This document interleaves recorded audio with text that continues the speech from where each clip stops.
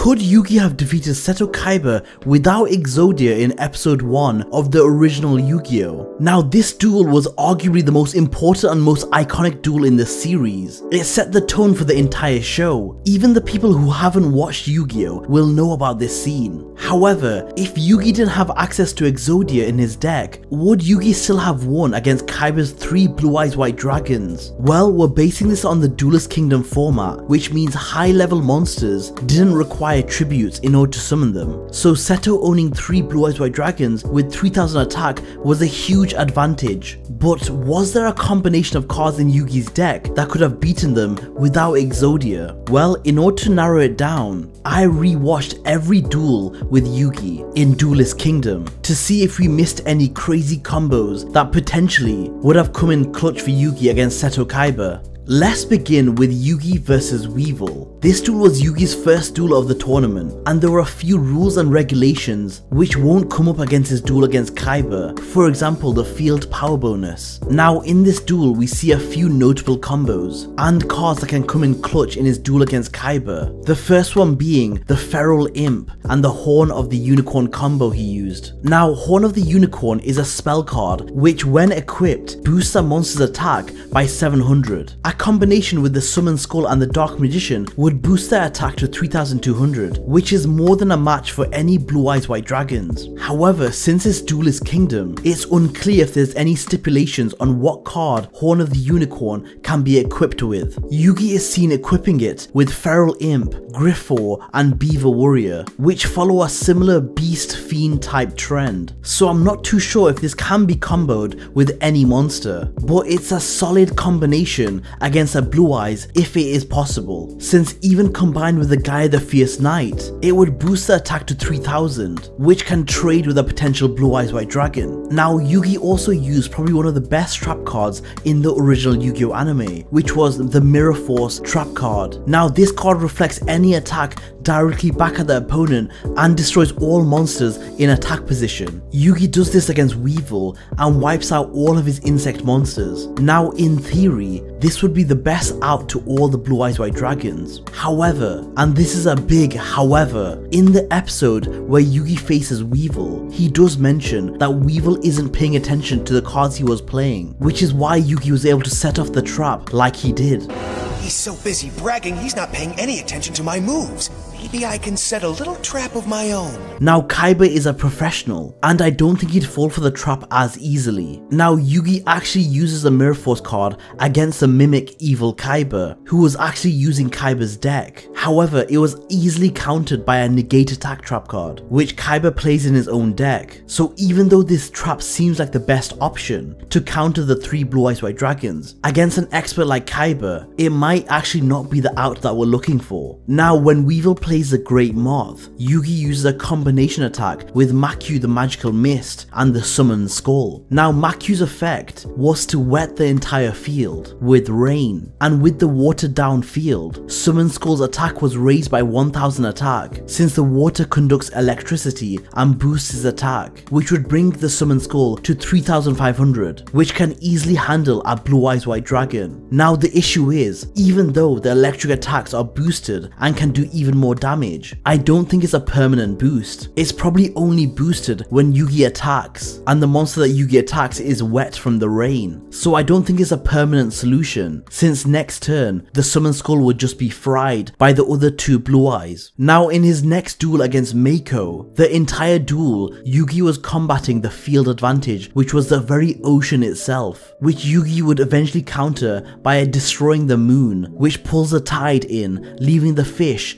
beached and easily defeated, which doesn't really apply to the duel against Kaiba, as there won't be any specific field advantage. Now the next duel is even worse, since Yugi's next duel is against Mokuba. It's probably not even worth mentioning, since Yugi defeats Mokuba single-handedly with the Winged Dragon Guardian of the Fortress, and Mokuba was using a stolen deck full of weak monsters, so there's nothing to learn from this one. However, the next duel was probably the most important one, as as Yugi duels the imitation version of Seto Kaiba, who had Seto Kaiba's real deck containing all 3 Blue Eyes White Dragons, which means we can recreate a very similar situation between Yugi and Seto Kaiba. Now in this duel, Yugi uses the Spellbinding Circle trap card, which in the anime entraps the Blue Eyes White Dragon and reduces its attack by 700, which makes it very easy to destroy with any high level monster, like the Summon Skull or Dark Magician. However, since we're facing 3 Blue Eyes White Dragons in the original duel, 1 trap card isn't enough and would only delay the inevitable. Now multiple times in this episode, Seto mentions that now that Yugi has lost Exodia, he has no other way to defeat the 3 Blue Eyes White Dragons, which isn't a good sign. Now with 1 Blue Eyes defeated with the Spellbinding Circle, the second Blue Eyes was defeated by the real Kaiba outside of the duel due to his connection with the Blue Eyes, mixed with him hacking into the system. And if this wasn't done, Yugi probably would have lost that duel. Yugi then used Monster Reborn to revive a copy of the Blue Eyes White Dragon and boosted the Blue Eyes White Dragon with his mystical elf, which in the anime had the ability to power up another monster with its own attack, bringing the Blue Eyes White Dragon's attack to 4100. Now in this duel, Yugi had the luxury of facing each Blue Eyes one at a time and had the help of the real Seto Kaiba to defeat one of them. In the original anime, Yugi had to face all 3 at the same time. Now one thing to note is, Yugi does have Monster Reborn, so if he is able to defeat one of Kaiba's Blue Eyes, he can technically use it against him. Now Yugi's next duel was against his mortal enemy Bakura, but the entire duel was filled with shadow game shenanigans. We didn't really get to see a proper duel.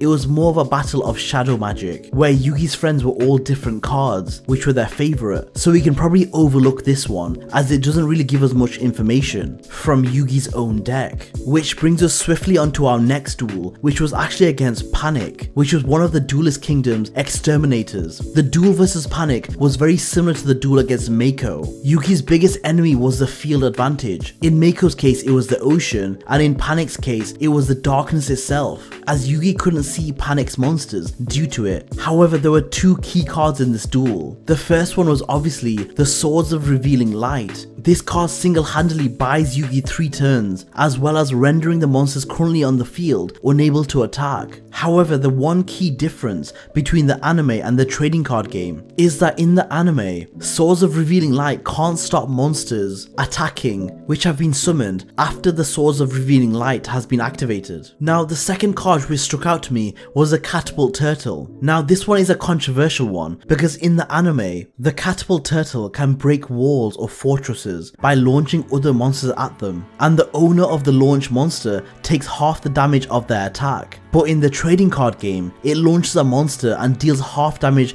directly to the opponent's life points. So in theory, this could be used to deal great damage to Seto Kaiba's life points, since the life points in early Yugioh is only 2000. So launching a Blue Eyes White Dragon owned by Kaiba at the opponent could deal 1500 damage, which is 3/4 of his life points. But yeah, in Duelist Kingdom, this might not be as useful. Now the next duel, unsurprisingly, where Joey and Yugi tag team against Para and Dox, wasn't very useful to me, since it was another gimmicky duel, where instead of actually dueling, they turned it into a labyrinth maze and changed the rules of the game. However, one card Yugi used, which actually seemed very good, was the Mystical Box. Now don't get it confused, in the anime it's a completely different effect. It can be comboed with the Dark Magician only, and it allows the user to basically destroy any monster on the opponent's board with no consequences. Against Kaiba in Duelist Kingdom, in their rematch, he uses it to destroy the Ancient Lamp containing Lajin. Now in the trading card game, it requires you to give your opponent a monster after the destruction effect, but since that's not the case in the anime, as long as you pair it with the Dark Magician, that's a free destruction for one of Kaiba's Blue Eyes. Now the next duel is the rematch between Yugi and Kaiba, where Yugi faces Kaiba again without Exodia. Now Yugi does end up getting the better of Seto Kaiba Kaiba in this duel, so in theory, this duel alone proves that it's possible to defeat Kaiba without Exodia. However, there is one major difference. Seto kaiba in this duel fuses all 3 Blue Eyes White Dragons together to create the Blue Eyes Ultimate Dragon. Now, I think personally, this actually helps Yugi, as the dragons become one big target for Yugi instead of 3 individual ones, which in this format is harder to defeat. Now, Yugi uses 2 combos which are absolutely insane. The first one being Kribo and the Multiply spell card. This creates a wall of Kribos which basically defend against any attack. And that's not the only thing, they just spawn an infinite amount of Kribos. Now the second strat is something I never expected Yugi to actually pull off, which is actually using the Living Arrow spell card to allow his Polymerization spell card to fuse with the opponent's monster. So he fused Kaiba's Ultimate Dragon and the Mammoth Graveyard monster together. This created an improper fusion, since Mammoth Graveyard is an undead card and the Blue Eyes Ultimate Dragon is a living card, which means the Blue Eyes Ultimate Dragon would lose attack since it's rotting from the inside. Now if Yugi used this strategy in his first duel against Kaiba, this would only work against one of his Blue Eyes, since they were never fusioned. So as great as this combo is, it's still a 3-card combo and can only target one of the Blue Eyes White Dragons, which would leave 2 remaining ones for Yugi to face. Now his next duel was against My Valentine, and in this duel a card was revealed which is potentially a breakthrough in defeating all 3 Blue Eyes White Dragons, and that was a spell card called Brain Control. This card lets the user control one of the opponent's monsters for 1 turn. Now this opens up a lot of combo possibilities, potentially even with the Catapult Turtle, or he could even use it to attack another Blue Eyes White Dragon, and then even bringing back one of the destroyed Blue Eyes White Dragons with Monster Reborn. So I think it's a solid card when facing 3 big monsters. Now another card he displays is the Blackluster Soldier. Now this card requires a ritual spell card and monsters which add up to level 8, so the cost is quite heavy, and the attack of Blackluster Soldier is 3000, which is the same as the Blue Eyes White Dragons. So overall, it's not worth the investment, so probably not worth summoning against Kaiba. Now after Yugi defeated Mai, he went to duel Joey. Now his duel versus Joey was pretty straightforward. The way Yugi defeated Joey was with the Dark Sage. However, this is a very specific win con that can only be done when the Time Wizard is involved, which, let's be honest, isn't going to be the case between Yugi and Seto. So let's move on to the final duel against Pegasus. Now this was the last duel of the arc, and unfortunately this duel also didn't contain any useful cards in helping to defeat all 3 Blue Eyes White Dragons. However, it did contain one other ritual monster, which was the Magician of Black Chaos, which had the same requirements as the Blackluster Soldier but was just weaker, with an attack of 2800. So unfortunately this wasn't useful either. Now in conclusion, based on the duels we've seen so far, there are multiple ways to defeat the 3 Blue Eyes White Dragons individually. However, the issue is most of these outs to the Blue Eyes are to a single monster apart from Mirror Force. Now whilst Yugi is working on these strategies which require 2 or 3 card combos, it would require a lot of time, which is where the Swords of Revealing Light come in, as well as the Kribo Multiply combo. Both of these cards are stall cards to give Yugi more time to draw the outs like the Mystical Box or the Brain Control, or even the equipped spell cards like Horn of the Unicorn, and let's not forget Maku the Magical Mist and the Summoned Skull. So if we're pretending like Yugi doesn't have Exodia in his first duel, there are potentially multiple cards that could be in his hand that Yugi could use in combination to defeat all 3 Blue Eyes White Dragons. The only problem being, it wouldn't be as epic as this. The unstoppable Exodia! Impossible! I've assembled all 5 special cards, all 5 pieces of the puzzle.